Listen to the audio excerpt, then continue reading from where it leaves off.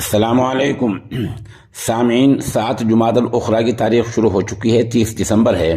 ख़बर का उन्वान है, शादी से इनकार किया तो नौजवान ने खुदकुशी कर ली।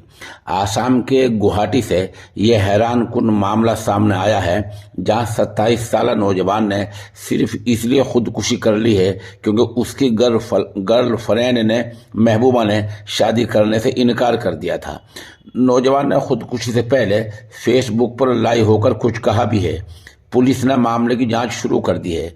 नौजवान की पहचान जयदीप राय के तौर पर हुई है।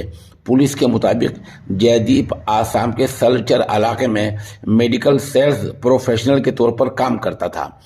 सलचर में ही अपने किराए के मकान में उसने फांसी लगाई है। फेसबुक पर लाइव होकर जयदीप ने कहा, मैंने उसको यानी गर्लफ्रेंड को पहले भी शादी की पेशकश की थी, लेकिन सबके सामने उसने इनकार कर दिया। बाद में उसके चचा मेरे पास आए और मुझे कहा कि वो इस रिश्ते की वजह से लड़की को मार डालेगा। अब मैं इस दुनिया से जा रहा हूं ताकि उसको मेरी वजह से कोई तकलीफ ना हो। जयदीप ने फेसबुक पर अपने घर वालों से भी माफी मांगी।